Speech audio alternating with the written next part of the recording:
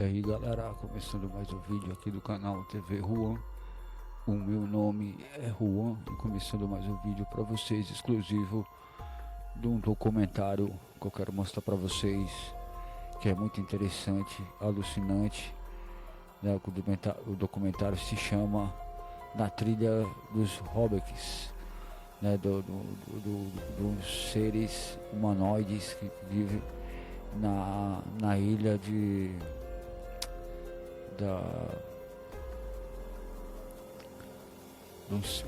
na ilha de documentário dos hobbits,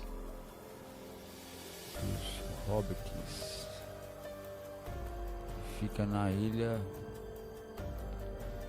eu quero mostrar aqui,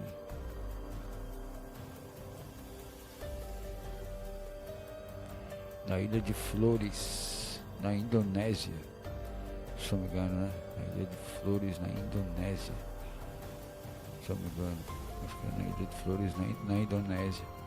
Esse documentário de 2015, se não me engano, acho que é 2015, esse documentário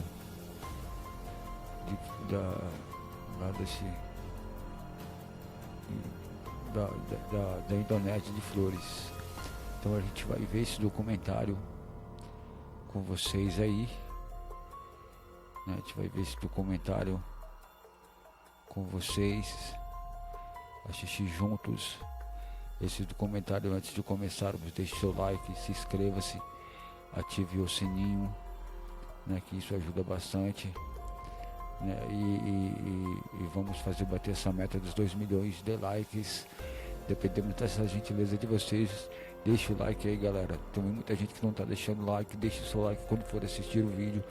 Deixa o like, se inscreva-se e ative o sininho, que isso ajuda muito aqui o canal a ter um alcance maior aqui na plataforma do YouTube. Depende dessa gentileza de vocês, é de graça, não custa nada.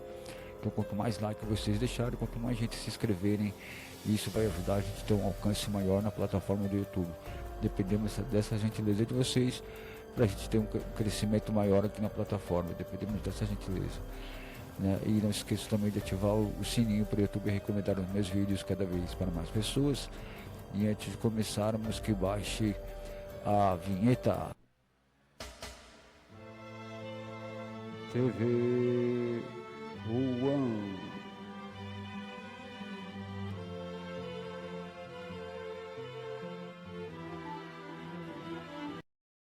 Vamos lá, então vamos ver esse documentário, né, alucinante dos Hobbits, da trilha dos Hobbits. Esse documentário da Indonésia de 2015, né, na trilha dos Hobbits. Documentário falando sobre uma tribo de humanoides pequenas que existe na Indonésia, na ilha de Flores. Então a gente vai ver esse documentário e vamos nessa.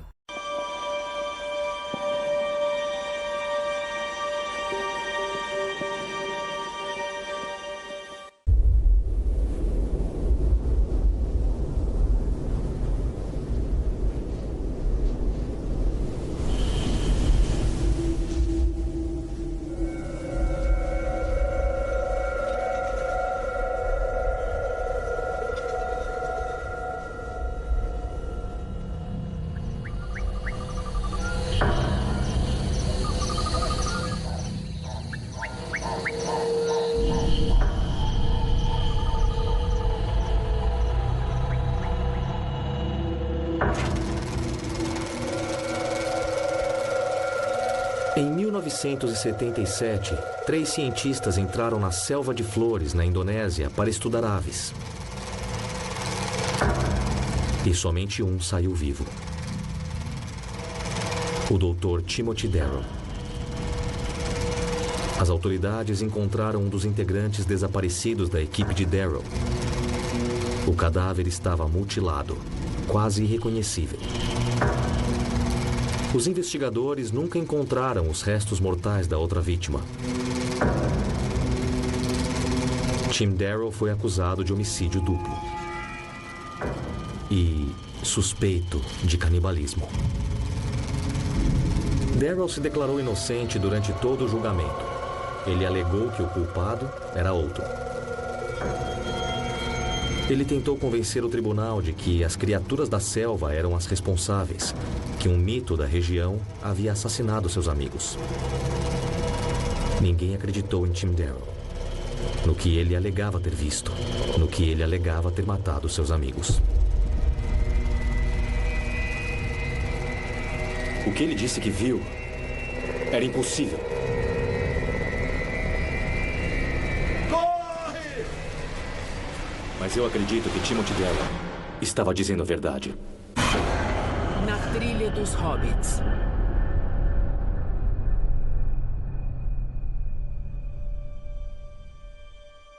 Tim foi o primeiro da família que cursou a faculdade. E ele terminou como PhD como cientista. Ele era um irmão mais velho maravilhoso.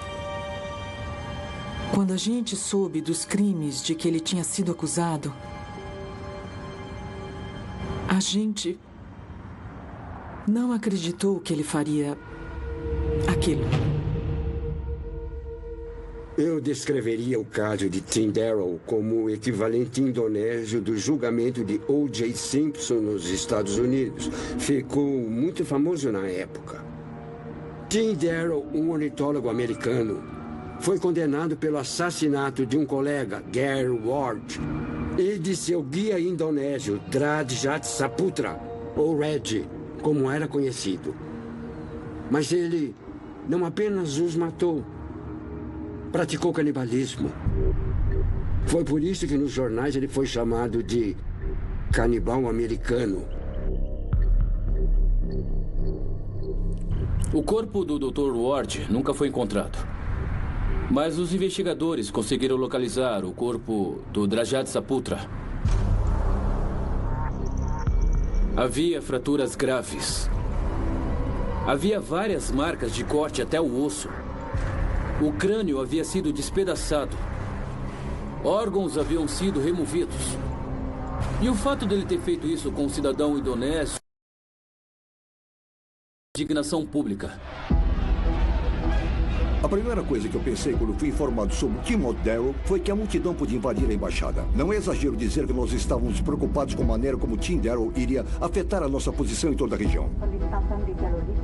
É preciso levar em conta que ele foi condenado por matá-los com uma pedra. Enfim, o que ele fez foi uma selvageria. Os indonésios optaram por não executá-lo, o que foi mais do que podíamos pedir, uma vez que ele nunca havia desmentido a história que havia contado. O Tim Daryl saiu da selva coberto de sangue, contando uma história delirante. Aquilo era um mito. O álibi dele era um mito. Ele não convenceu ninguém de nada, só de que ele era muito doentio, muito perturbado.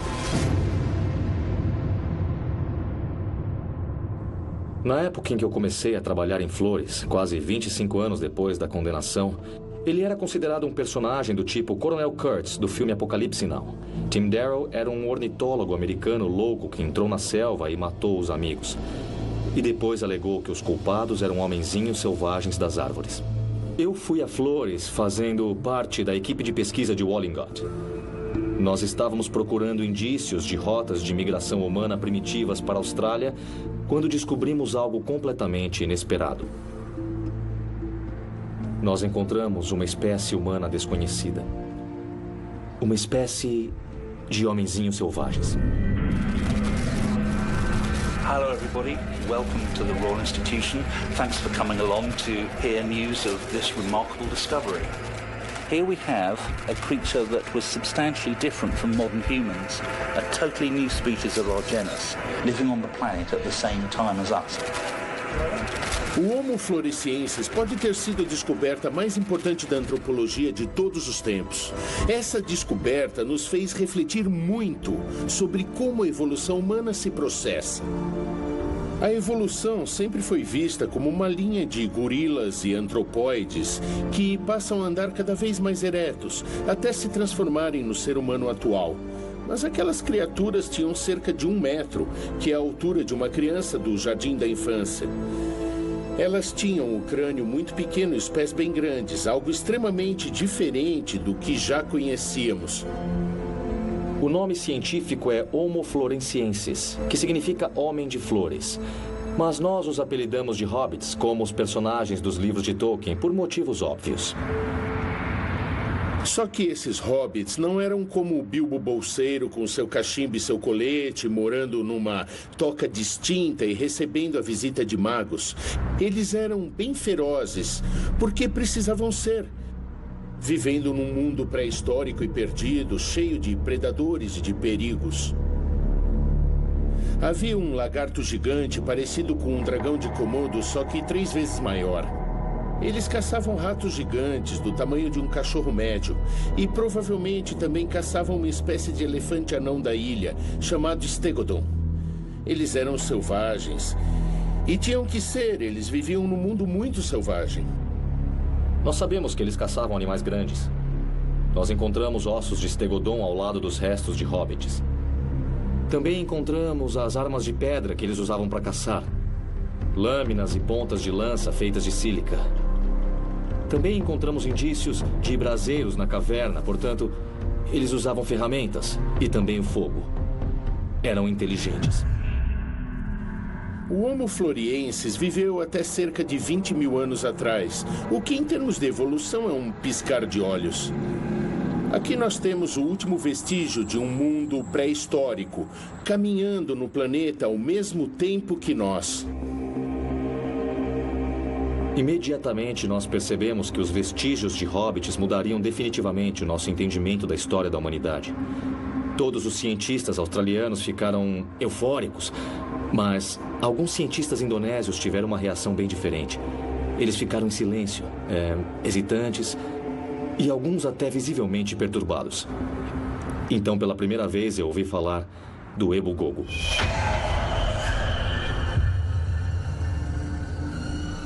O mito ou lenda do Ebu Gogo é uma espécie de história de bicho-papão contada pelo povo Nag do centro da ilha.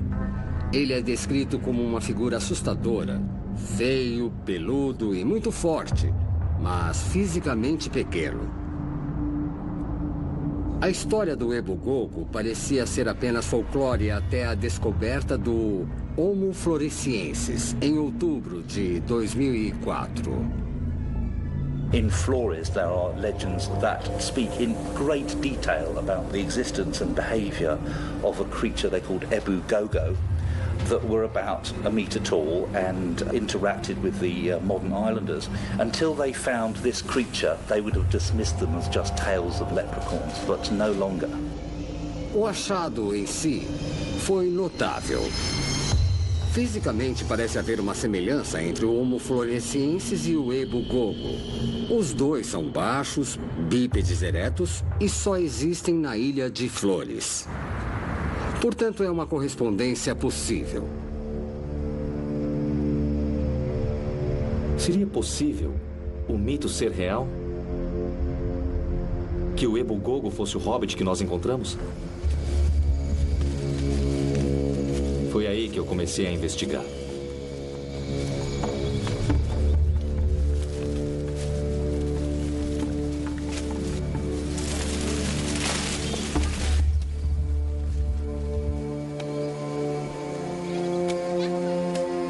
As descrições dos Nag eram variadas, mas consistentes.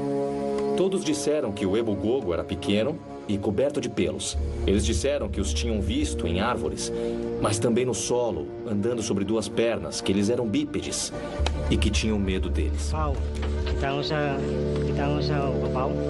Vem aqui, di mo ko ali puno so. Pau, pau. Di mo hai anak cu. Di mo hai. Kita ata. Kita ata. As descrições que os Nags faziam das criaturas haviam sido descartadas como folclore, como um equivalente do bicho-papão. Mesmo os Nag afirmavam que não os viam há mais de 100 anos. Mas uma pessoa disse que viu os Ebu Gogo mais recentemente. Um cientista americano que entrou sem querer na aldeia deles em 1977. O senhor viu quando Tim Darrell saiu da selva e foi para sua aldeia. Em que condições ele estava? Imuguladia apa? Emo nuku, emo petalaso lasa, emo taka one, isumi nia 5. Ele contou o que tinha acontecido com ele na selva?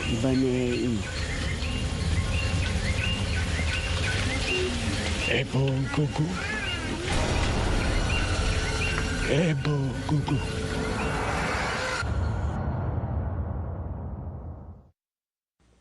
Essa aqui é a lâmina de pedra que foi encontrada dentro do cadáver de Drajat Saputra. As autoridades ligaram Tim ao crime quando encontraram essa lâmina idêntica na mochila dele.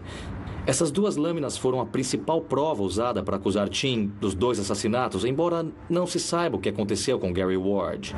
O corpo dele nunca foi localizado. Bom, e agora é que a coisa fica interessante.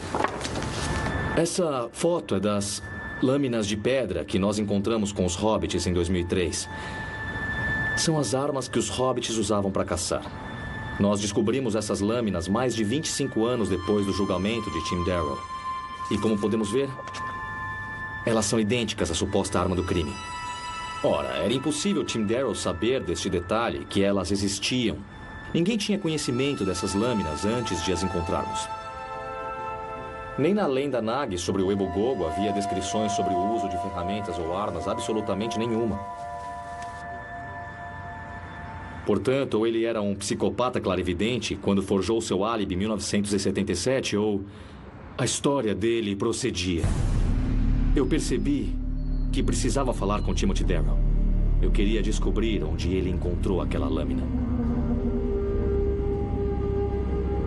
Foi um pedido estranho. Um cientista australiano queria entrar na prisão de Kerobokan para entrevistar um cidadão norte-americano condenado por homicídio duplo. O governo da Indonésia tinha que cuidar da papelada, precisava aprovar o que acabou acontecendo em 2006. Acho que eles não tinham a menor pressa. Afinal, o Timothy Darrow estava cumprindo 2 penas de prisão perpétua. Não sairia dali.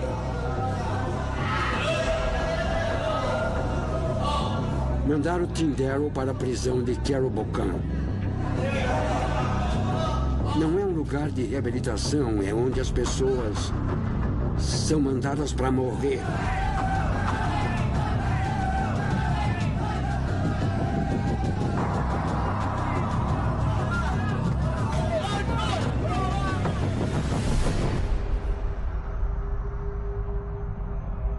Eu pedi para gravar esse primeiro encontro e eles autorizaram. Mas depois disso, não me deixaram mais filmar o Tim. Ele me contou o que viu. Me desculpa, Tim, só peço um pouco do seu tempo. Tudo bem.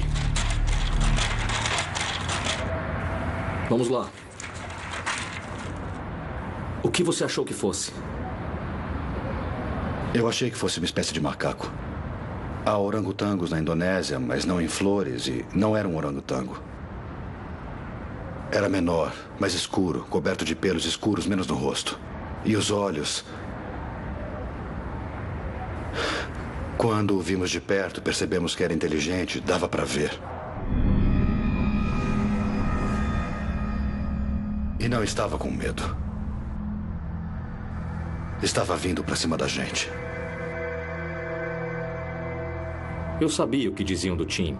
Ele é psicopata, delirante, provavelmente esquizofrênico. Mas eu tenho que admitir que não estava preparado para achá-lo tão convincente. E foi naquele primeiro encontro que o Tim me contou que ele usou uma filmadora durante a expedição. Ele disse que tinha filmado. Não só viu, mas filmou também. Seria possível Tim Darrow ter capturado provas concretas de que os hobbits tinham sobrevivido até 1977? E se eles existiam naquela época? Será que existem até hoje? Será que ainda existe outra espécie de homem escondida num dos lugares mais inacessíveis do planeta? Eu tinha que descobrir.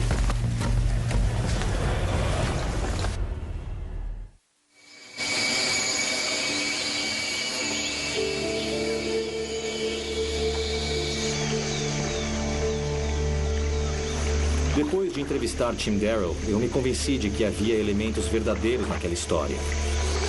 Então, em 2012, com o dinheiro de um financiamento para documentário, eu fiz uma expedição com 7 homens ao interior de Flores. A gente está se aproximando do perímetro mais externo, onde Tim Darrow e seus colegas fizeram um estudo de campo em 1977. O local onde Tim alega ter encontrado eles. Onde ele diz ter visto as criaturas.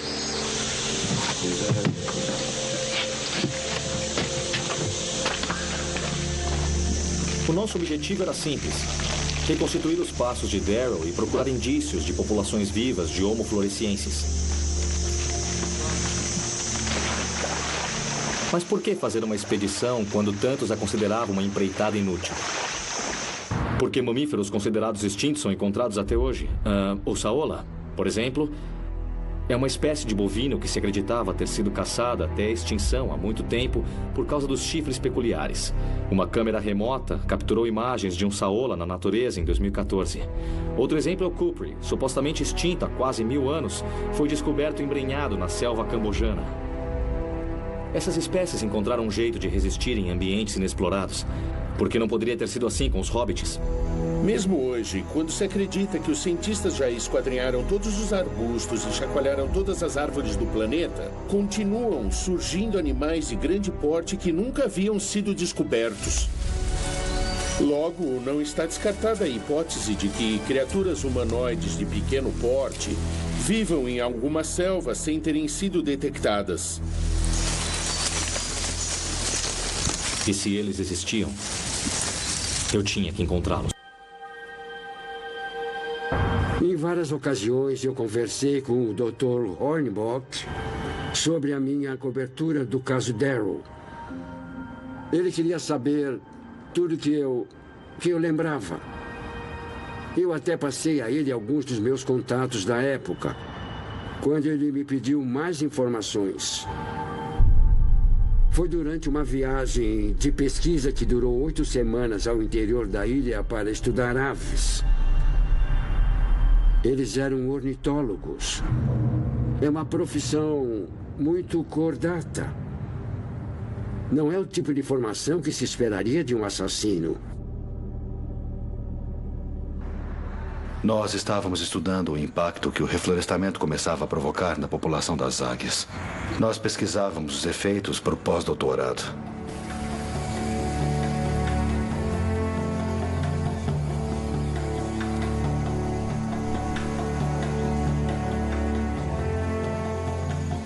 Foi difícil chegar ao local do estudo. Era estranho, mas era lindo. O Red era nosso ajudante, mas passou a ser nosso colega e amigo.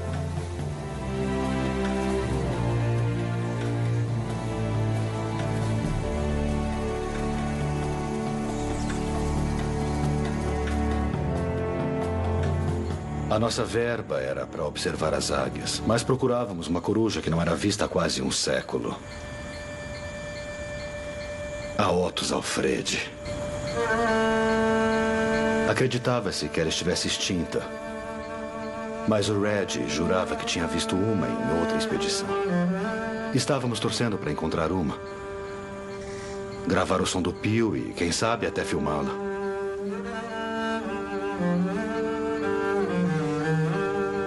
O nosso objetivo era encontrar uma espécie perdida. Irônico, não? Tim era um observador de aves desde quando eu me lembro dele. Eu imagino que fosse um hobby incomum para um menino que passou a infância em Bloomington. Mas ele adorava as aves. Ele sempre teve aves em casa. Eram os animais de estimação dele. Ele construía casinhas de passarinho, cuidava dos filhotinhos que caíam do ninho, essas coisas. Ele chegou a cuidar de um falcão fêmea que ele encontrou no campo. Ela tinha levado um tiro na asa. Mas ele a pôs para voar de novo. Quando soubemos dos crimes de que ele havia sido acusado, é evidente que não acreditamos. Mas quando surgiram fatos que comprovavam que o Tim havia mesmo feito aquelas coisas horríveis, foi muito difícil. Depois que nós nos mudamos, meu pai mandou não falarmos mais dele. Mas alguma coisa tinha acontecido com ele. Alguma coisa aconteceu.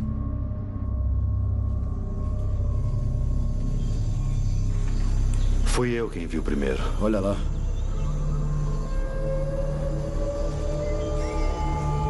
A marcação. A gente não vê coisas perfeitamente simétricas na selva. O que foi isso? Achamos que tivesse sido feita por uma pessoa. Tínhamos medo dos caçadores de cabeças. Esses caçadores haviam passado por lá uma geração antes. Mas a altura não batia. Era muito baixa.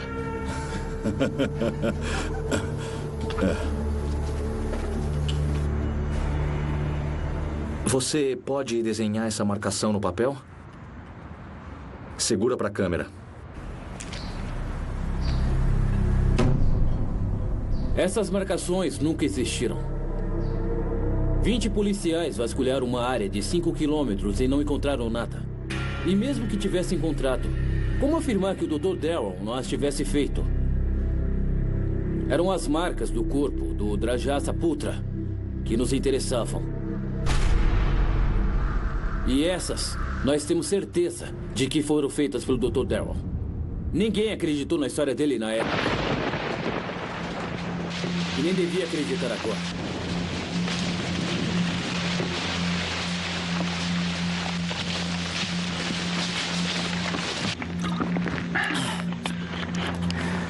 Seguir o mapa que o Tim nos deu está sendo mais difícil do que eu imaginava. É uma caminhada de 30 quilômetros floresta dentro. E a paisagem é muito diferente do que era em 1977. Muitas das referências que o Tim mencionou já não existem mais. Vamos continuar seguindo em frente para tentar localizar os lugares onde o Tim diz que ele e a equipe dele encontraram as criaturas. É isso que a gente tem que achar. Estávamos avaliando a saúde das águias, a barriga ruiva e a Anissatus flores. Ambas são raras e boa parte de sua dieta é composta por aves. Era isso que apanhávamos nas redes, algumas das aves que elas caçavam. Essas redes eram de nylon e elas ficavam presas nas árvores. É um jeito não letal de apanhar aves.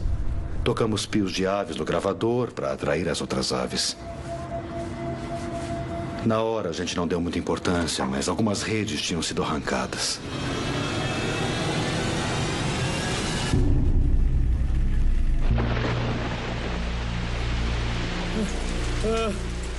Esse aqui é o rio que o Tim mencionou. Significa que a gente está perto do local do encontro com a criatura. Demorou muito mais do que a gente esperava para chegar a esse ponto da selva. Mas a gente está aqui.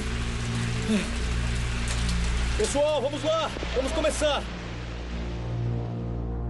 Você ia começar a me contar sobre a primeira vez que o viu.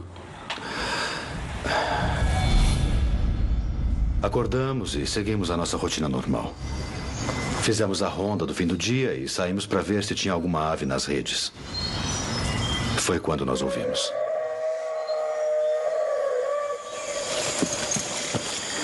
Ouviu isso? Ouvi. Vamos procurar.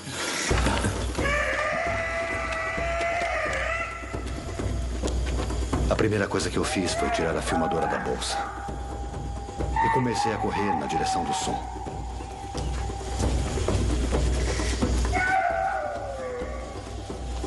Chegamos até onde tínhamos armado uma rede e ela estava no chão. Foi aí que as marcações na árvore chamaram a minha atenção. Elas não estavam lá quando armamos as redes de manhã. O Gary viu primeiro. Lá em cima, lá em cima! Filma, filma, filma, filma, filma!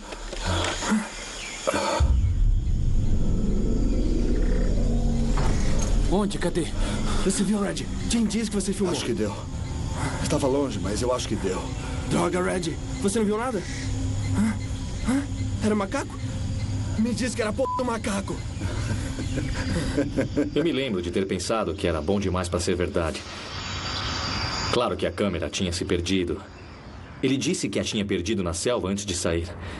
E eu confesso que, àquela altura, eu achei que se ele estivesse delirando, aquilo seria muito conveniente. Ele sempre poderia alegar que havia uma prova de que ele estava falando a verdade, já que ela nunca seria encontrada. O Tim tinha certeza de que a câmera tinha se perdido. Mas as gravações de áudio, aquelas que ele disse que eles tinham feito da voz da criatura, aquelas podiam ter se salvado. Ele disse que seu gravador, Nagra, tinha a possibilidade de estar com as autoridades indonésias. Ela estava na mesma mochila que a lâmina de sílica apresentada como prova no julgamento. Então, eu comecei a investigar. O Dr. Hornbeck me contou que ele estava procurando e eu disse que não me lembrava especificamente dos objetos que tinham sido recuperados na época. Todos os objetos que os indonésios recuperaram na selva e foram considerados irrelevantes para o caso foram devolvidos depois do julgamento. Nós fizemos uma inspeção bem rápida, encaixotamos tudo e mandamos para a universidade deles em Illinois. Aqui! Aqui! Achei! Vem aqui! Aqui! As marcações. São as mesmas do Tim. Pessoal, vamos montar uma armadilha. Se eles voltarem aqui, pode ser que a gente capture um. Ei, rápido!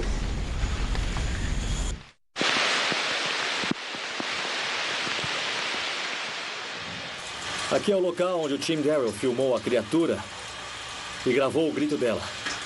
As marcações são exatamente como ele descreveu. E se forem marcações territoriais, há uma grande chance deles voltarem. E se voltarem, mesmo, é assim que a gente vai capturar um. Em vídeo.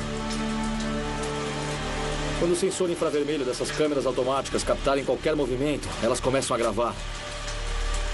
E a gente pretende instalar câmeras em todos os lugares onde o time encontrou a criatura, como aqui. O time viu a criatura no solo, por isso instalamos câmeras aqui embaixo. Ele também viu nas árvores, então vamos instalar lá também. Ali em cima, ali em cima. Filma, filma, filma, filma. Nós logo percebemos que era uma coisa diferente, uma coisa nova. Não se parecia com o orangotango nem o gibão, mas tinha movimentos parecidos e pulava de galho em galho. Mas não havia macacos em flores. Nós achamos que valia a pena procurar, porque podíamos ter descoberto uma nova espécie. Paramos de monitorar as águias, até paramos de procurar a coruja de flores. Sabíamos que estávamos perto de uma descoberta importante. E já sabíamos que eles eram atraídos pelas redes das aves. Então começamos a tocar gravações de várias espécies de aves da região. Ficamos torcendo para vê-lo melhor. O Red ainda não tinha visto e eu queria fazer mais imagens dele. Sentamos num abrigo improvisado e ficamos observando e esperando.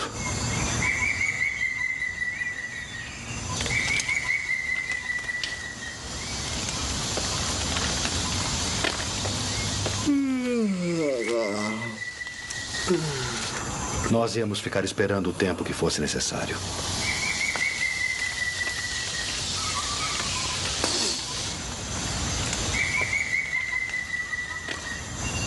Eu acho que quem espera sempre alcança. Hein, que foi? Quieto.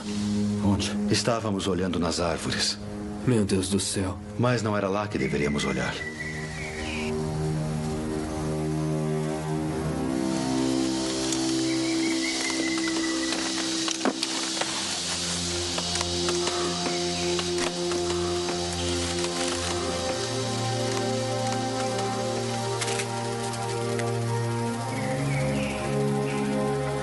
Nós o vimos e ele nos viu e ficou olhando pra gente.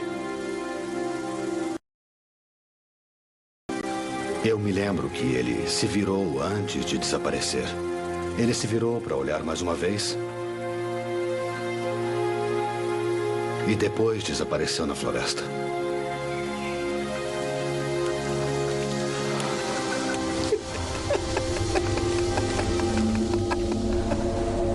E aí nós ouvimos.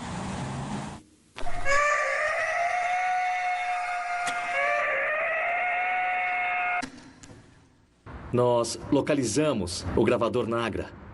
Ele estava na sala de equipamentos audiovisuais da universidade juntando pó.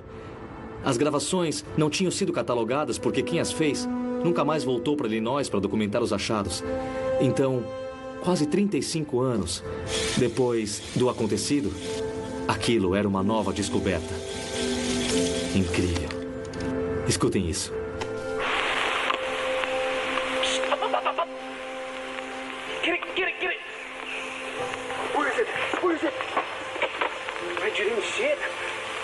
you got that? I think so. It was far away, but I think so. Damn it, you didn't see it at all? That was an ape. That was a ape. Os gritos, gravados no Nagra, foram enviados a 6 dos maiores primatólogos do mundo. Todos concordaram que se tratava de um primata, mas nenhum soube dizer qual. Logo, havia alguma coisa desconhecida ali, pelo menos desde 1977, e eu achei que seria possível usar a gravação para ver se ele ainda está lá, hoje.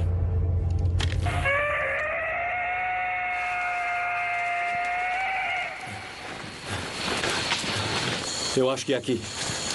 Foi depois de achar o gravador que eu comecei a planejar a expedição para procurar a criatura que o Tim descreveu. E achei que nós podíamos aproveitar a gravação dos gritos. Assim? Isso. Aquele. Nós vamos instalar este alto-falante com uma câmera na copa da árvore. E daqui vai sair o grito que o Tim gravou em intervalos regulares, dia e noite. Yes! Solta!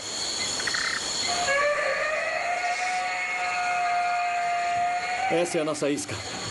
A gente espera que ela atraia um deles até nós. Yes! De novo!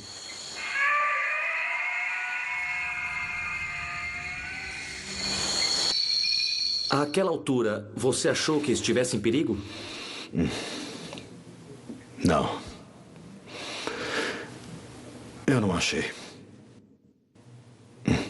Não, pelo menos o Gary e eu não, mas... O Red também não sabia o que era e acho que estava pensando no mito. Sobre o Ebu Gogo e as histórias sobre ele. Ele estava assustado. Perguntei se ele estava bem e ele disse que não estava gostando, que a criatura ficou olhando pra gente como um animal com medo. Eu disse que ela deveria estar curiosa. Nós também éramos uma novidade para ela. Disse que ele deveria estar eufórico, pois tínhamos achado uma nova espécie. Eu disse que iríamos ficar famosos. Aí ele sorriu. No alto. Onde? No alto. Nossa, tô vendo. Lá em cima. Tô vendo. Meu Deus. A gente encontrou uma das antigas plataformas de observação deles. Essa é uma das plataformas que o Tim Darrow e seus colegas construíram há 3 décadas. Eles usavam para observar águias das copas. A gente vai subir para ver de perto.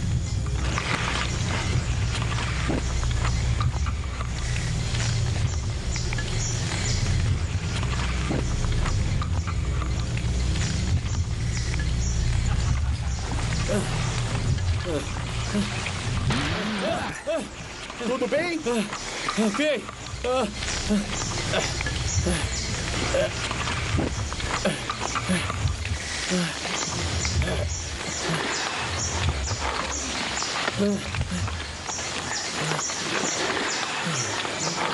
Ei! Tinha alguma coisa aqui!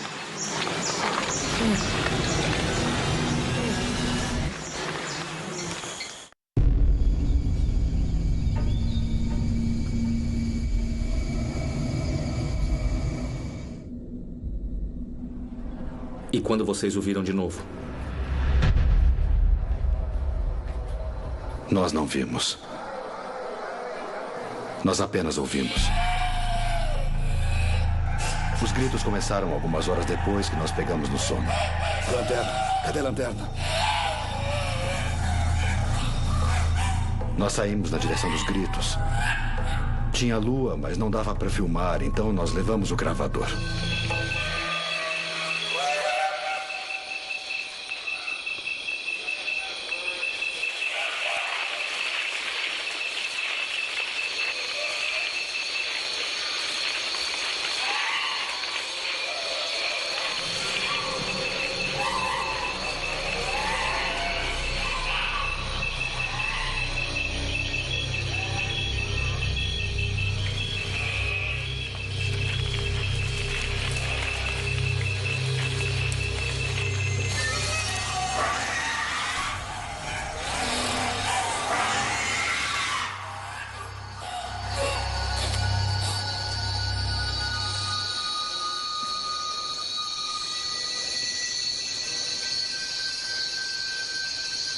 Eles não param de gritar.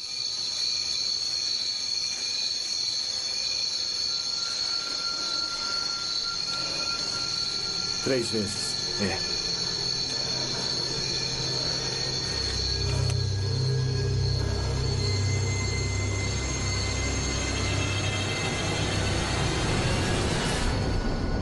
O chimpanzé mata com força bruta, ele despedaça a presa e... não foi isso que vimos.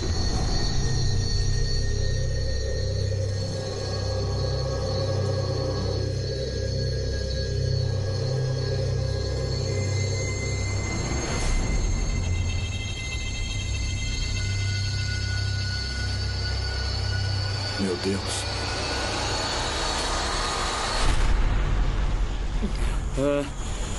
Aqui é onde o Tim viu a criatura nas árvores pela primeira vez. E aqui é de onde a gente acabou de sair. É onde o Tim filmou ele do abrigo.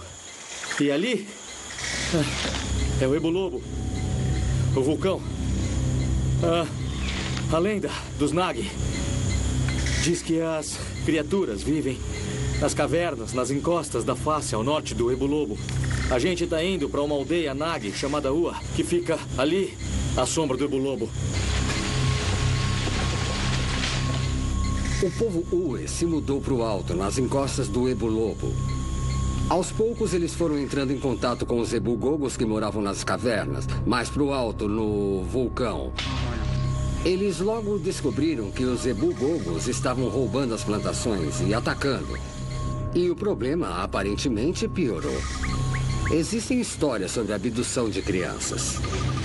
Dimuhai, anachu. Dimuhai, kita ata. Kita ata. Sugere-se que eles praticavam canibalismo. Oi.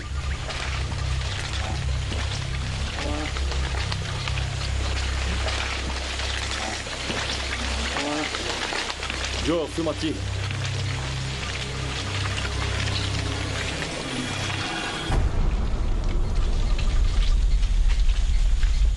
Ian, o que é isso? É um aviso. Ebu-gogo vem na aldeia e eles vão ser queimados. Ebu-gogo avisa. Se madeira pode ser queimada, eles também podem.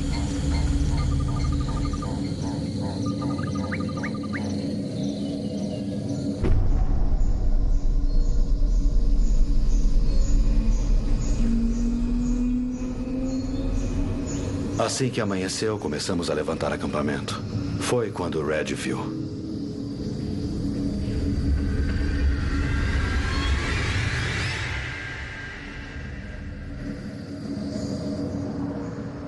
Eles entraram no acampamento. As pegadas estavam voltadas para a entrada, como se estivessem nos espiando. E devem ter espiado o tempo todo. E aí o Red disse... Ebu-gogos estão seguindo a gente.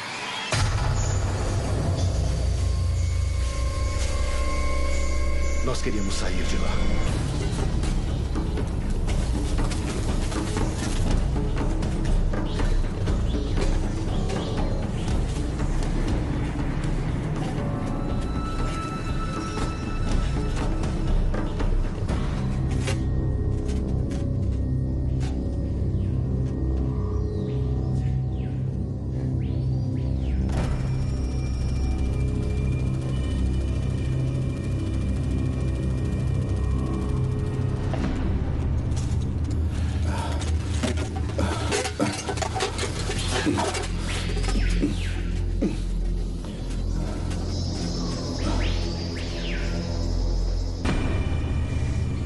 Isso que a gente está vendo aqui é extraordinário.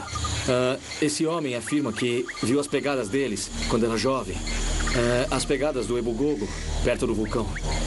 Ele desenhou corretamente a posição do primeiro osso metatarso, com o dedão saliente aqui. É grande assim? Qual o tamanho? É assim? Ele identificou corretamente o tamanho. Pergunta se ele pode nos levar nas cavernas onde puseram fogo neles. Miuponga gomona, tu kami sa liliawa. Kami nega monawali. Lá no Casele. Não, eles não vão mais lá. É que os últimos que foram não voltaram mais.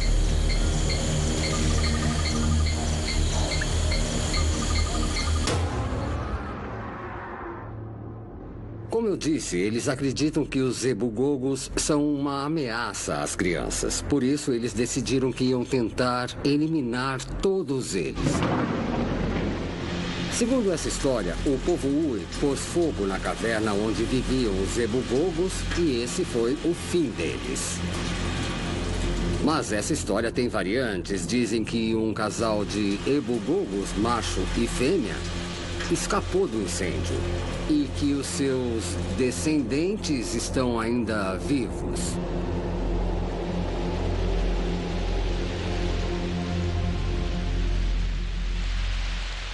Bom, pessoal, vamos pegar as lanternas, descer e dar uma olhada.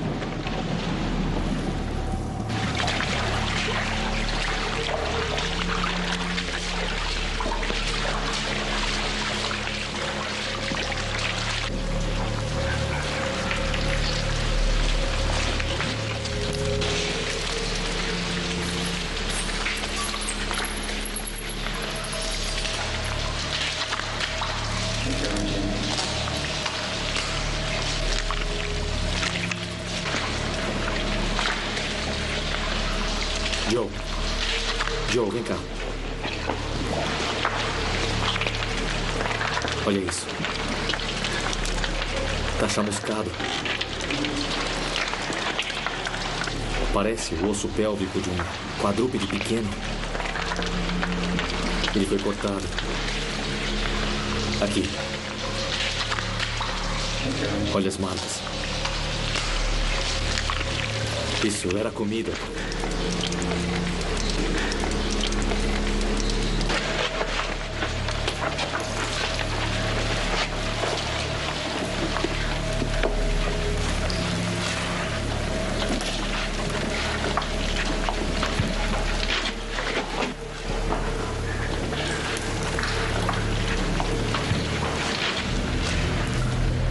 Tá chamuscado. Aqui já pegou fogo.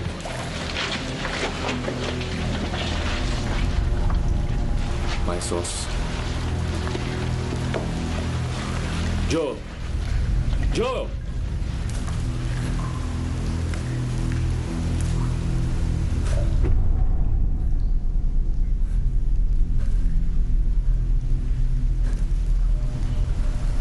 É uma mandíbula e um maxilar humano. Adulto. Provavelmente homem. Dá pra ver que é atual pelas obturações prateadas nos molares.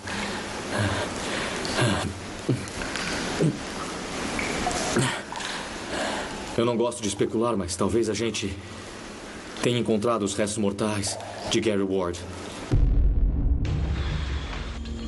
Eu vim a Flores em busca de uma criatura ligada à morte de 2 cientistas 35 anos atrás. Eu não podia imaginar que eu pudesse achar os restos de um dos cientistas.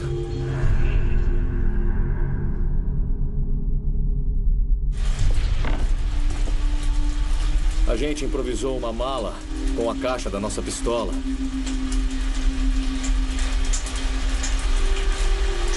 E vamos levar esses ossos para serem examinados em Jakarta. A gente encontrou mais alguns ossos de animais, mas nenhum de humanos. Mas eu acho que a gente já encontrou o osso mais importante da caverna.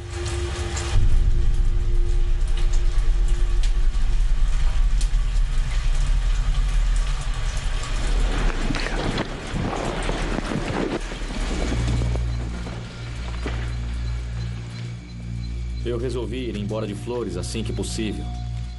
Mas antes tem um último lugar que a gente precisa instalar as câmeras. O local com o marco, onde foi encontrado o corpo mutilado de Red Saputo. Nós andamos o mais rápido possível. O Red estava convencido de que eles estavam seguindo a gente. Droga, pera um pouco. Eu nunca o vi tão alterado.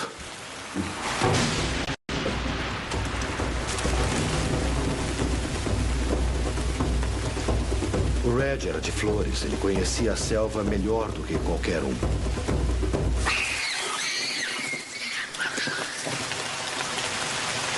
Quando vi que ele estava com medo, eu também fiquei com medo.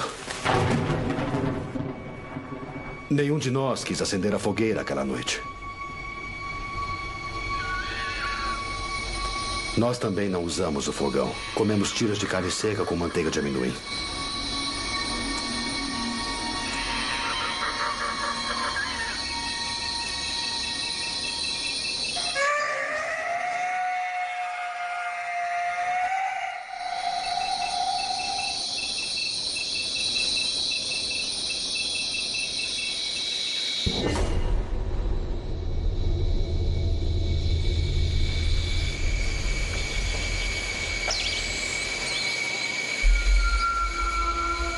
Foi aqui que o corpo de Red Saputra foi encontrado. Como estava aqui, ele deixou de ser apenas um local marcado no mapa. Principalmente agora que podemos ter encontrado os possíveis restos mortais de Gary Ward. Os meus guias me disseram que, para os Nags, este lugar está manchado de sangue. Esses crânios foram colocados aqui para afastar o mal. Com certeza, esse lugar tem uma vibração. A gente simplesmente sente. Dá para sentir que foi cometida uma atrocidade aqui.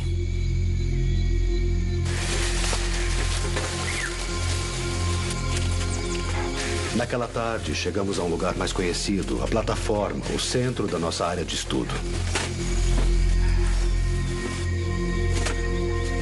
Eu me lembro que fiquei realmente aliviado quando a gente voltou a um lugar que nós já conhecíamos.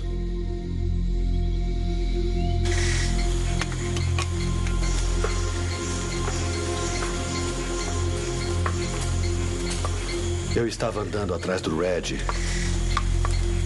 e de repente ele parou. Ficou paralisado. O que foi? Psiu, quieto.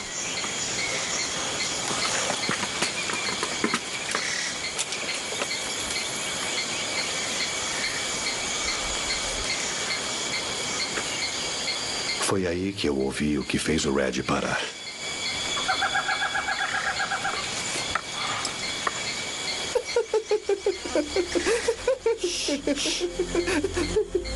Ela não estava extinta.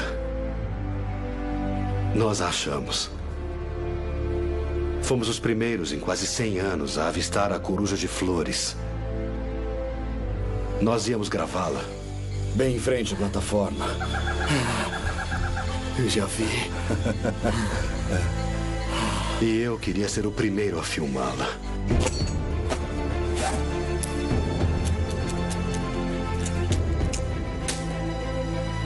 Pronto? Acho que eu nunca escalei uma árvore tão rápido.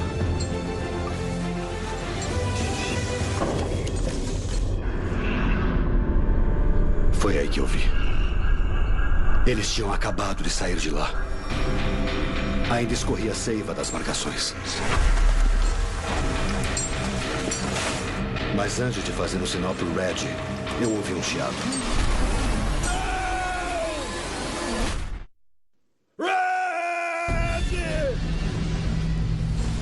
Eu desci tão depressa, me esqueci de pôr as luvas.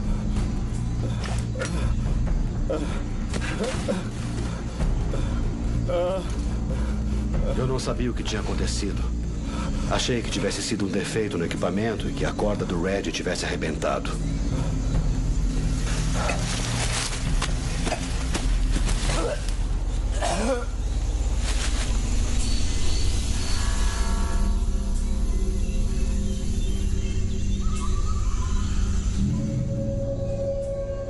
O Gary ficou arrasado. Se culpou, se sentiu responsável. Ele armou as cordas e achou que a culpa era dele. Eu falei que a culpa não era dele. Foi a corda. Que devia ser um ponto fraco na corda. Não foi culpa dele. Não foi culpa dele.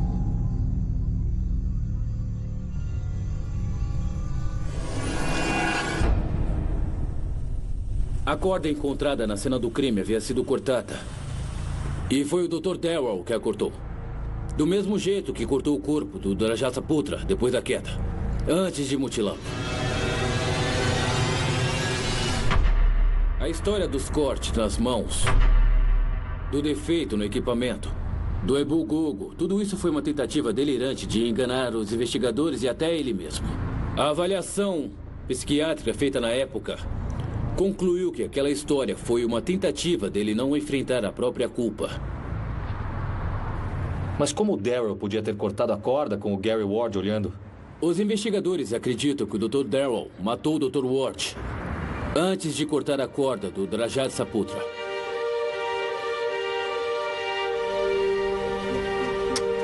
Com as câmeras instaladas, nós fomos embora de Flores e voltamos a Jakarta para examinar os ossos que coletamos.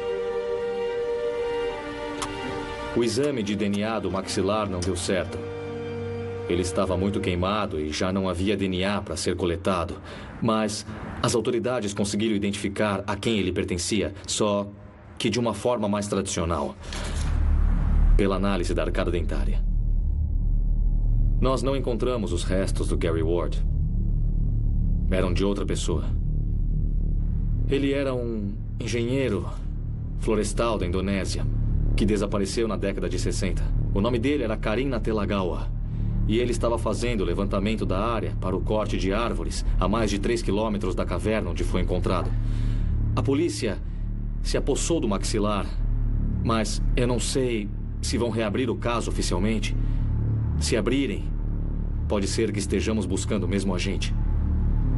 Porque, aparentemente, havia um canibal à solta. Muito antes do Tim Darrow chegar a Flores. Por incrível que pareça, os restos de animais que coletamos foram mais relevantes para a nossa expedição. A análise mostrou que os sulcos nos ossos dos animais que encontramos foram feitos com uma lâmina pequena. Através da microscopia eletrônica foram detectadas partículas de sílica nos chanfros. Os cortes foram feitos com lâminas de pedra, semelhantes às armas dos hobbits que nós descobrimos na escavação de 2003. Apesar dos ossos estarem chamuscados, conseguimos coletar o DNA deles e assim saber que eles eram de animais contemporâneos. Eram de presas recentes. Ainda existe uma criatura na selva de Flores, caçando com uma arma semelhante àquela que Tim Darrow foi acusado de usar para matar seus amigos em 1977. Mesmo depois que provas altamente incriminadoras foram apresentadas no julgamento, como as lâminas de pedra e a corda cortada, ele manteve a sua versão. A história era tão delirante que as provas foram irrelevantes. Ele era um cidadão americano, por isso eu fui enviado para acompanhá-lo durante o processo judicial. O psiquiatra do tribunal concluiu que ele tinha tendências esquizofrênicas e acreditava na própria história. Eu concordei com as conclusões do tribunal e desconsiderei completamente o que ele tinha a dizer. Só bem mais tarde eu entendi o que tinha acontecido de fato. Hoje eu sei que foram eles.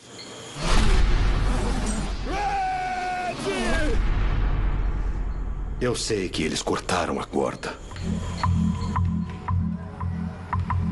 Depois da análise dos ossos, eu fui me convencendo cada vez mais que alguém ou alguma coisa, e não Tim Darrow, havia cometido os crimes. Então, antes de voltar a Flores para verificar as câmeras, eu fui conversar com a Perna Pawiti. A Perna teve uma participação fundamental na investigação do caso em 1977. A Perna se aposentou, mas estava disposto a me ajudar a reconstituir os passos de Tim Darrow. O papel que ele teve, num caso de fama internacional, era motivo de muito orgulho. Ele foi consultor da nossa expedição. Ele guiou o levantamento que nós fizemos durante um dia na selva para nos ajudar a planejar o roteiro da expedição inteira. Aqui é o lugar onde foi encontrado o corpo de Reggie Saputra. Eu quis examinar mais uma vez as lembranças que a Perna tinha da investigação. Queria saber se ele se lembrava de algum outro detalhe que pudesse ajudar no que estava se tornando uma tese a favor da absolvição de Tim Darrow.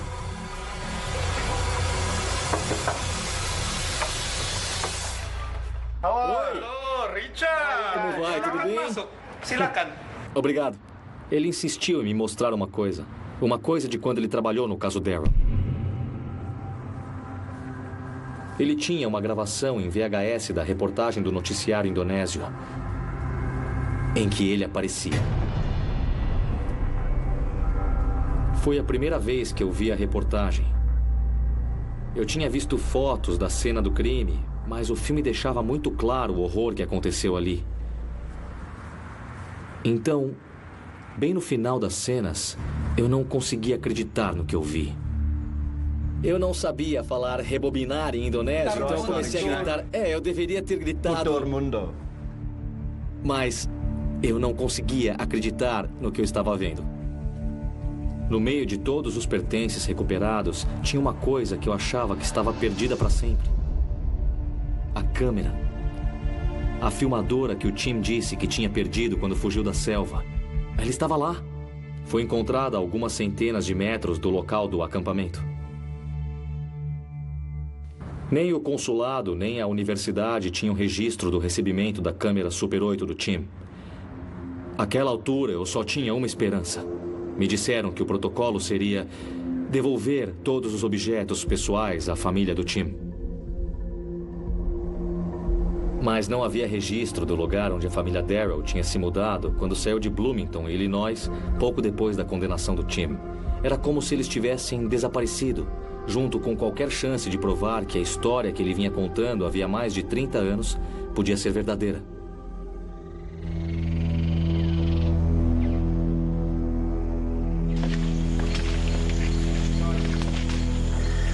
Nós voltamos a Flores em setembro de 2012 para ver o que as câmeras tinham gravado na selva.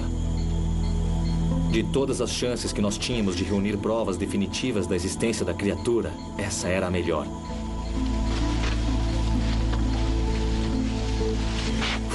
Só uma pequena parte da equipe participou dessa etapa da expedição para verificar as câmeras. Essa daqui não tinha nada, mas ainda tem muitas para olhar, então eu estou muito otimista. Obrigado. Muitas câmeras foram ligadas, mas não dá para saber como elas ligaram.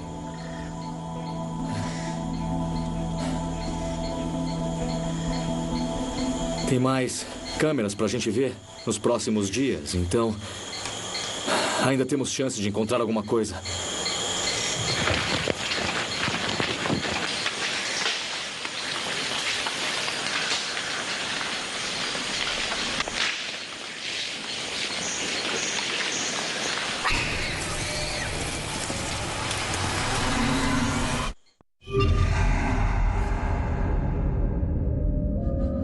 Pau.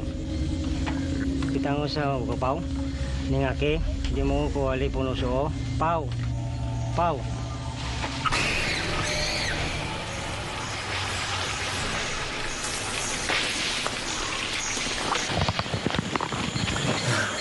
Era um macaco. A agitação nas copas das árvores era de macacos. Deve ter acontecido alguma coisa lá em cima que eles não gostaram. Um piton, talvez uma águia. O grito deve ter sido de alarme para o bando. Bom, beleza, vamos nessa.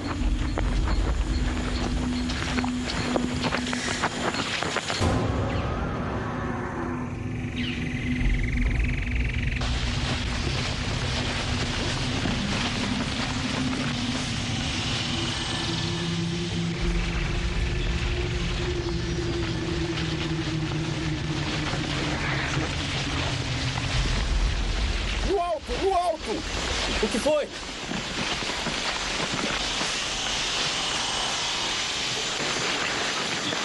Ali! Dá pra pegar lá em cima? É uma sacola. É uma sacola de corda.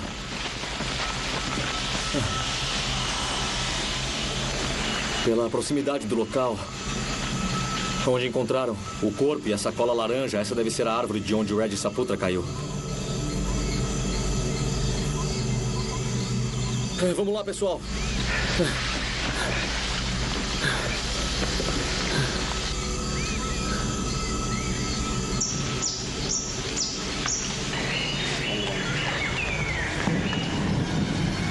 Aqui em cima! Eles estiveram aqui! Eles acabaram de passar aqui! Ai, cara! O time Daryl não fez essas marcações. Elas são recentes.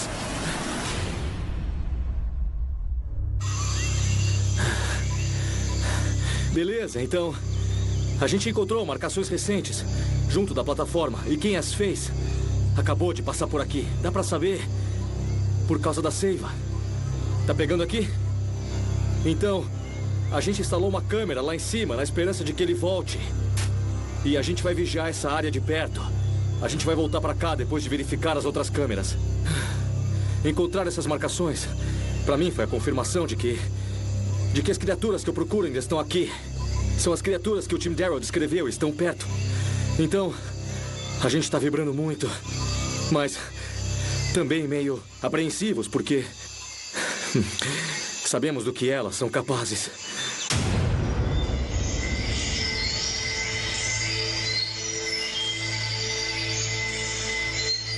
Passamos a noite sentados ao lado do Red. Em parte por causa do choque, em parte por causa dos dragões. Não havia muitos dragões de Komodo lá em cima, mas havia. E eles farejam um morto a quilômetros.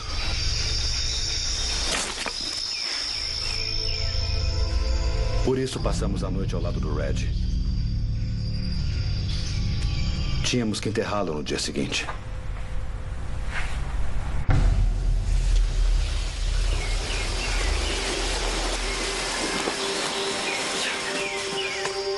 Tínhamos que enterrar o Red. Levamos algumas horas para levá-lo até o rio.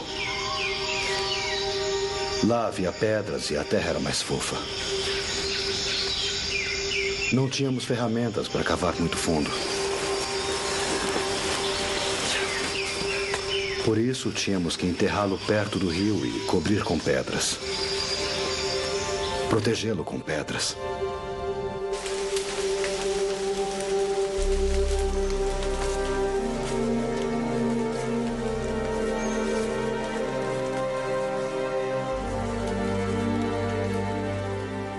Nem o Gary, nem eu éramos muito religiosos, mas fizemos uma cruz com galhos. E tentamos fazer uma oração.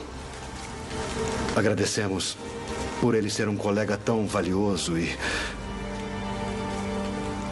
por ele ser um amigo tão estimado.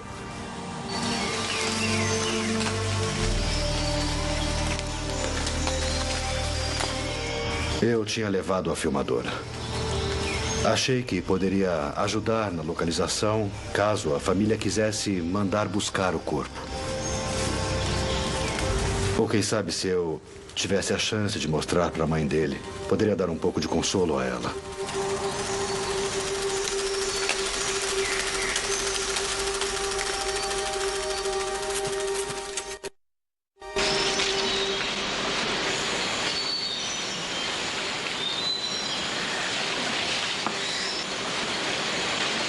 Então, voltar aqui é difícil para todos nós. O pessoal não quer acampar aqui. Eu entendo a resistência deles. Vamos entrar na selva para montar o acampamento. Bom, pessoal, quando estiverem prontos, a gente vai embora.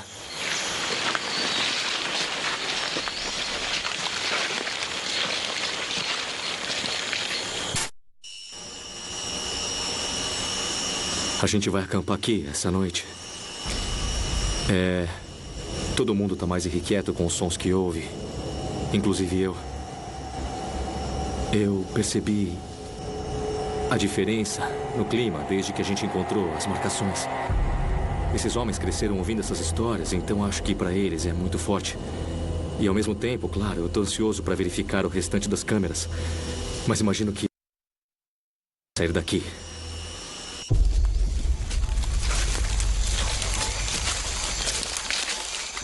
Saímos em direção ao acampamento da noite anterior. Nós parecíamos dois sonâmbulos, ainda em choque pelo que tinha acontecido.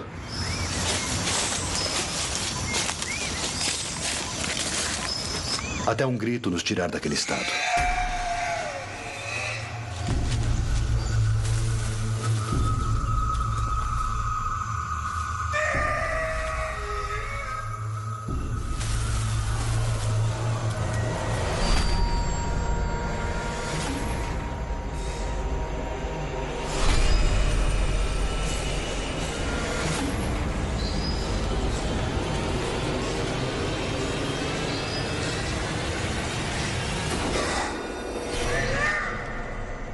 Nós o vimos voltando pelo caminho que tínhamos feito.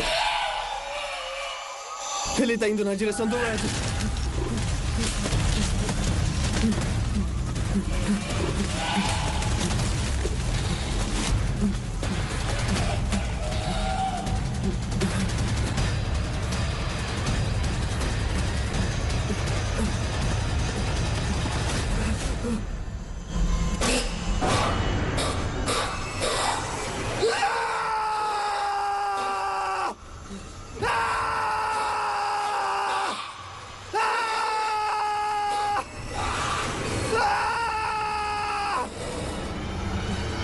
Gary!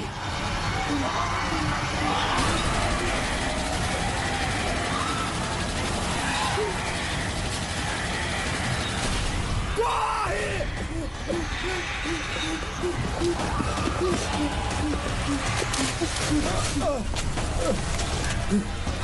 Vamos embora que a filmadora! Deixa a porra da câmera! Vamos embora! Por aqui!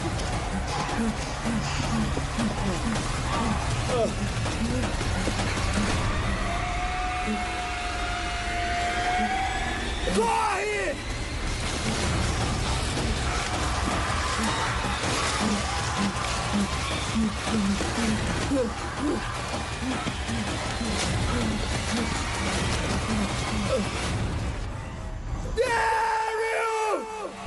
Gary! Gary! Aqui! Gary! Achei que fosse um eco.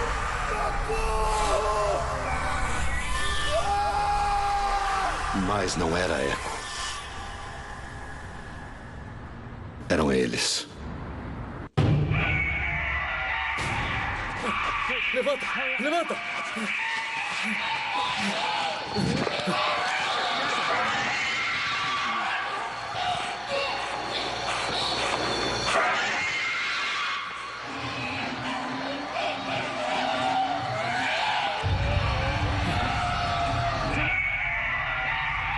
Não façam nada!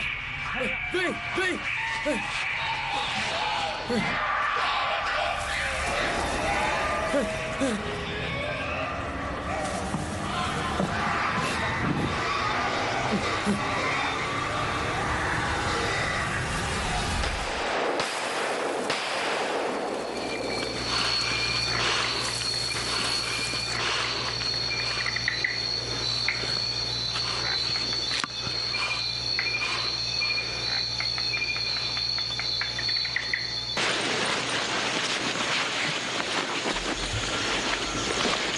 A minha principal responsabilidade é a segurança da minha equipe.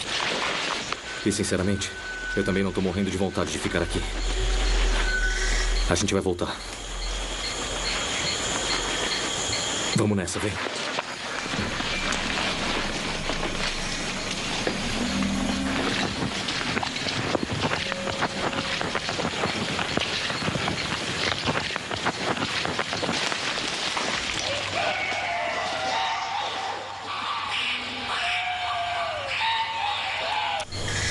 Nós mandamos analisar o áudio das imagens e confirmamos. Os gritos que nós gravamos são idênticos aos que o Tim Darrow e sua equipe gravaram neste Nagra aqui em 1977. Eles foram emitidos pelas mesmas criaturas. E apesar de todo o entusiasmo, eu percebi que a questão agora estava muito além do mero interesse científico. Os gritos, as marcações, O fato de os restos de animais que nós encontramos serem recentes, essas descobertas podiam auxiliar no caso Tim Darrow. Elas confirmavam a versão dele dos fatos. O Dr. Hornbeck me mostrou as descobertas dele, que eram extraordinárias, sem nenhuma dúvida. Mas, em termos legais, elas eram circunstanciais. Não eram suficientes para reabrir um caso de homicídio de 35 anos. Sem provas irrefutáveis da existência da criatura que o Tim Darrow descreveu, nós não conseguiríamos que o caso fosse reexaminado. Nós tínhamos que encontrá-las. Nós precisávamos de provas de que os hobbits continuavam lá. 3 meses depois, eu organizei outra expedição ao interior de Flores. Nós estávamos mais precavidos, mais bem armados e com expectativas bem maiores de encontrá-los.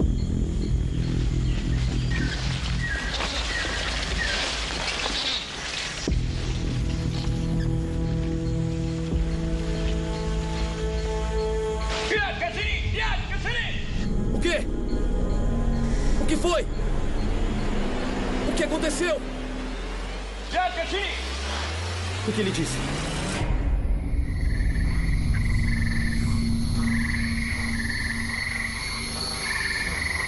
Eu me lembro de ficar agachado no meio da selva em total escuridão.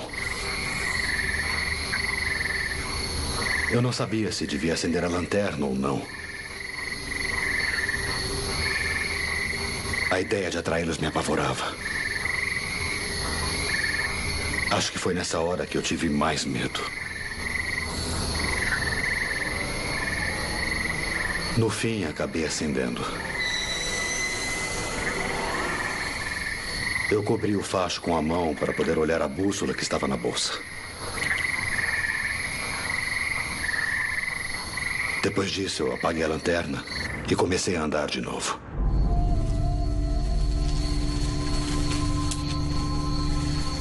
Eu fui andando e andando até não conseguir mais.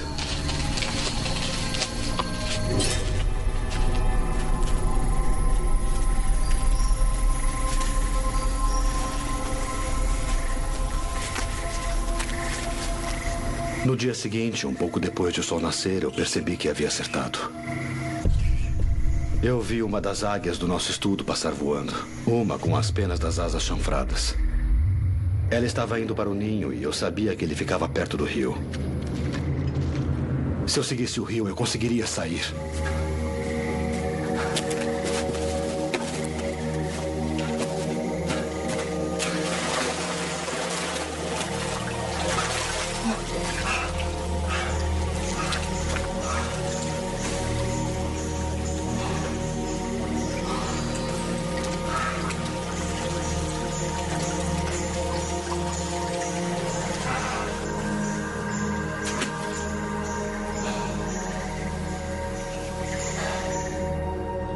Eu fiquei num canal longe das margens e longe das árvores.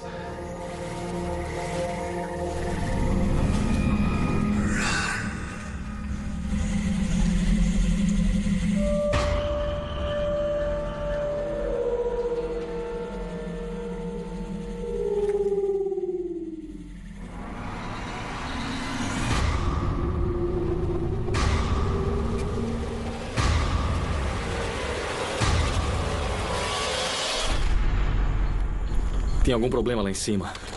Eu não sei o que é, não dá pra entender o que os caras falam. Eu vou subir pra ver.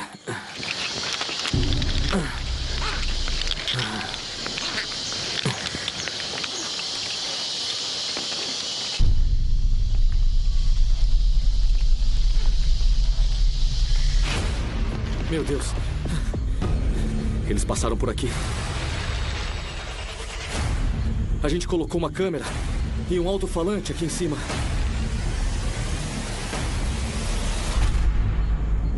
E eles sumiram.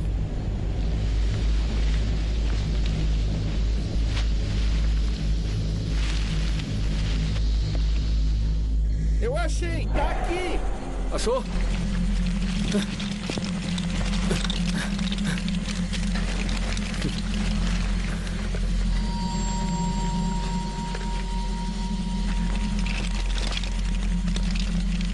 Vem, pessoal.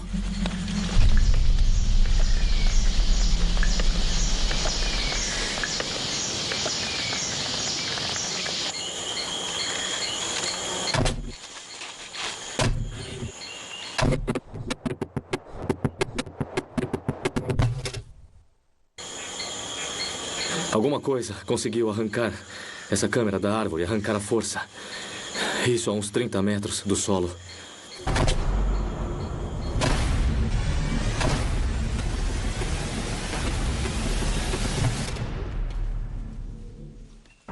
Nós provamos que tinha alguma coisa ali, mas não provamos exatamente o que era. Os nossos dados eram muito sugestivos, mas não conclusivos. E nós não tínhamos achado nada ali que pudesse ajudar o Tim. Nós não conseguimos filmar, mas o Tim Darrow conseguiu. O Dr. Hornbeck comentou comigo que estava procurando algum membro da família do Timothy Darrow. Os pais tinham morrido havia alguns anos. Através do Departamento de Estado, eu localizei a irmã do Timothy. O nome de casada dela é Susan Clemens. Nós tínhamos um endereço em Parsons, no Kansas, e um número de telefone. Demorou um tempo para eu conseguir falar com ela no telefone. Quando eu falei, expliquei que eu tinha motivos para acreditar que o Tim tinha falado a verdade. Eu não conseguia processar tudo aquilo. Não. Ele viu meu irmão. Meu pai não deixava a gente nem falar o nome dele. Era como se ele estivesse morto. Ele disse que tinha visitado o Tim na prisão e que acreditava nele.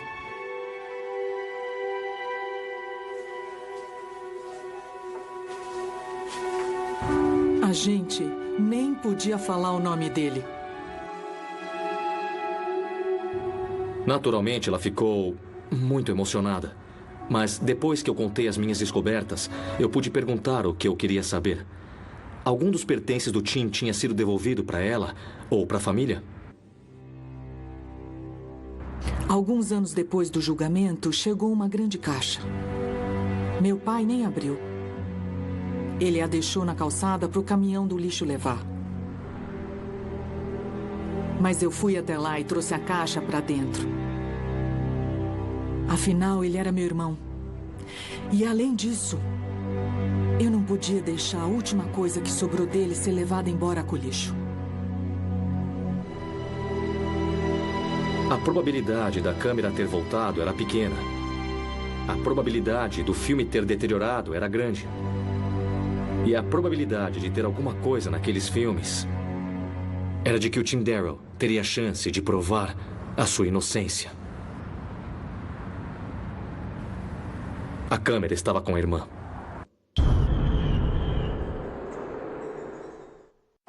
Joe Lambert.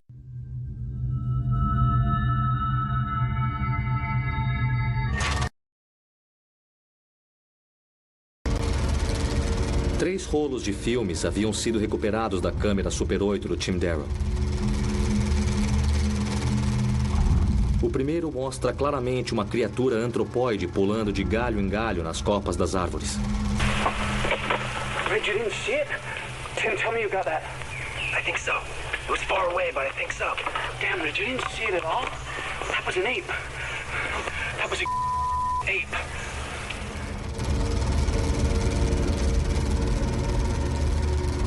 O segundo rolo foi filmado do abrigo onde eles atraíram a criatura com pios de aves. Nele, claramente foi filmada uma criatura bípede. Ela andava sobre duas pernas.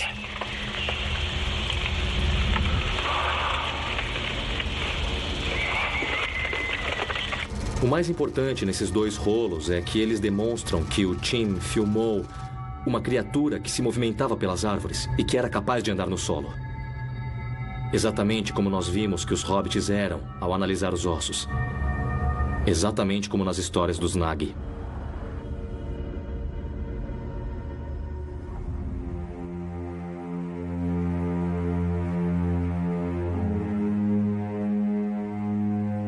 O que seria essa criatura gerou muita discussão. Existem várias teorias a respeito. Especula-se que pode ser um macaco da família dos pongídeos, um parente do orangotango. Que poderia haver uma população de orangotangos em Flores que evoluiu de forma independente e desenvolveu características incomuns. Outra teoria afirma que seria uma subespécie de macaco de coloração variada e bipedalismo eventual. O único aspecto que não foi debatido é se essa criatura já havia sido avistada. A minha interpretação? Eu acredito que o Tim Darrow filmou é da mesma espécie que os ossos que nós encontramos na escavação das cavernas de Liangbua.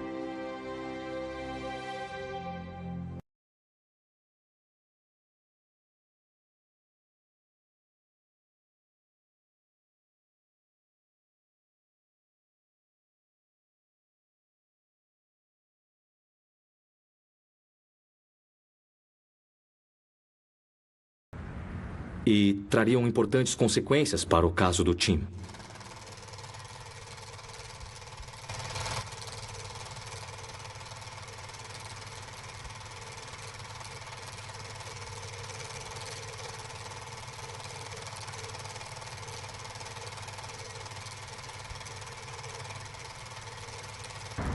Os filmes, sem dúvida, são muito convincentes e parecem corroborar o relato que o Timothy Darrow fez dos fatos.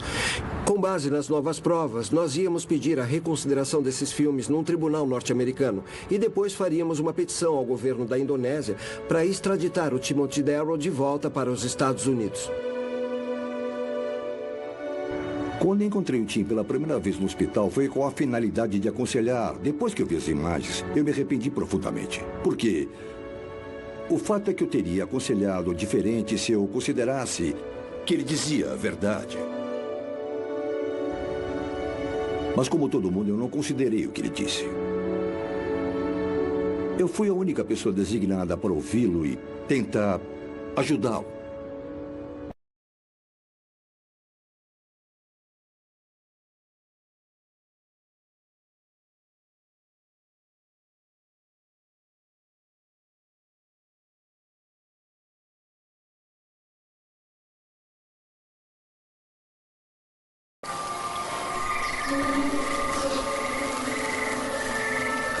Ele ficou ali 1 minuto sem se mexer.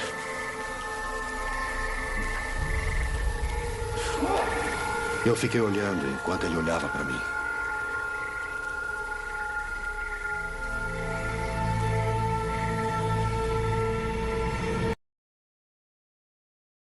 Então é isso aí, galera. Espero que tenham gostado desse documentário da trilha dos Hobbits, da ilha da Indonésia, lá da ilha de Flores, na Indonésia, né? Que aconteceu esse caso aí. E espero que tenham gostado desse documentário alucinante da trilha dos Hobbits, né? na ilha de Flores, na Indonésia.